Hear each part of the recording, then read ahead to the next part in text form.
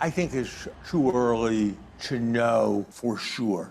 I think that the technology developments around DeepSeek are an important reminder of China's profound technological capacity. I think there are signs that the Chinese government is having, frankly, the kind of experience that often happens in societies where fear does the work of reason.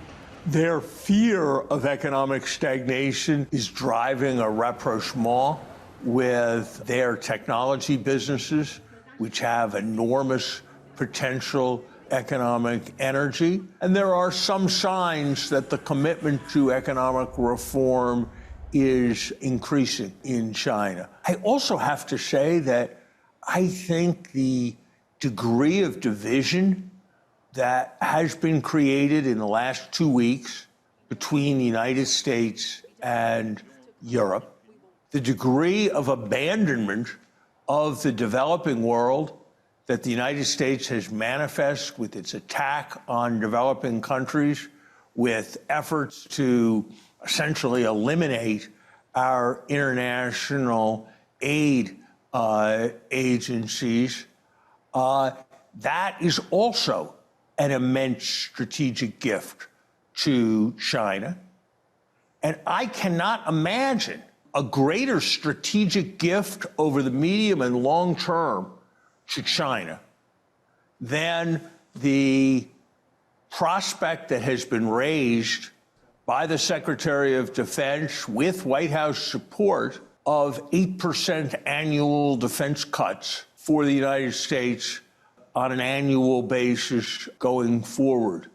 Elizabeth Economy, senior fellow at the Hoover Institute, gave us an overview of the two sessions, what they could mean for the direction of the Chinese economy, and how the United States might respond. And it's not just about the economy. They're going to look at foreign policy. They're going to look at the judiciary and the anti-corruption campaign. They'll look at the military.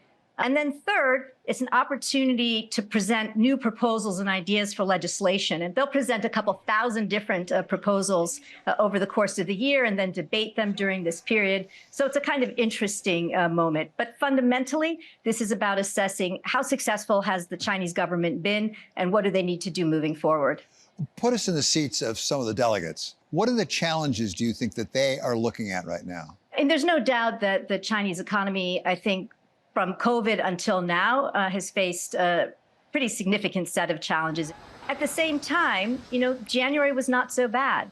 You had the breakthrough of China's AI company, DeepSeek.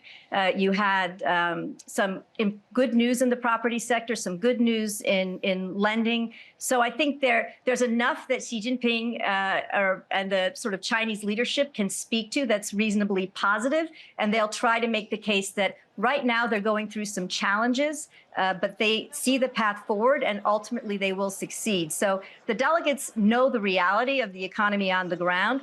But they're going to be also, caught in the middle of some pretty positive propaganda that the leadership is going to try to feed to them. As they come together with a plan for the future, what levers could they pull? I mean, and let me be specific. How much fiscal headspace do they have? Because I've read a lot of things about the level of debt that actually may be underestimated on part of the Chinese government.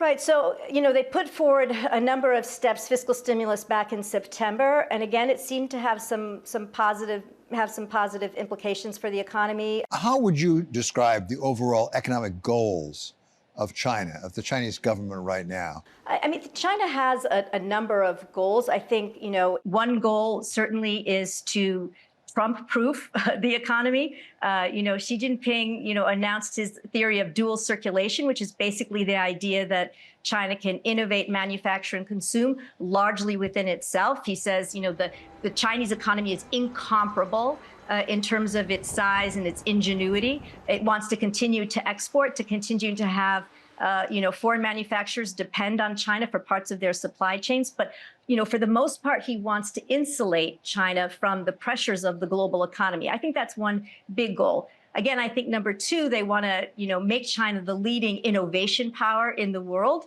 They want to increase GDP per capita. That's really slowed down in the past couple of years. They want consumer spending to be rebooted. So I think they have a lot of different kinds of goals for their economy. Fundamentally, Xi Jinping, I think, is saying, this is a difficult period for us, but it's part of our industrial upgrading. These are sort of normal bumps in the road. Once we get through these, challenges, we're going to see the Chinese economy take off. So I think there are a lot of different elements to this in terms of what Xi Jinping wants to see moving forward. Let me ask about two specific sectors. One is, I could call it green energy. It can be EVs, solar panels, things like that. The other is tech. Does Xi Jinping need to win on those, or is flourishing enough? I mean, does he need to beat the United States? Now, I think at this point, this is a zero-sum game in Xi Jinping's mind. And I think if you listen, and if you've listened to his rhetoric over the past, more than decade since he came to power about the East is rising and the West is declining, we're going to have the triumph of socialism over capitalism and all the targets that he's put in place, he wants China to be the number one innovation power in the world. And that does mean supplanting the United States. So I do think that this is, to some extent, China beating the United States.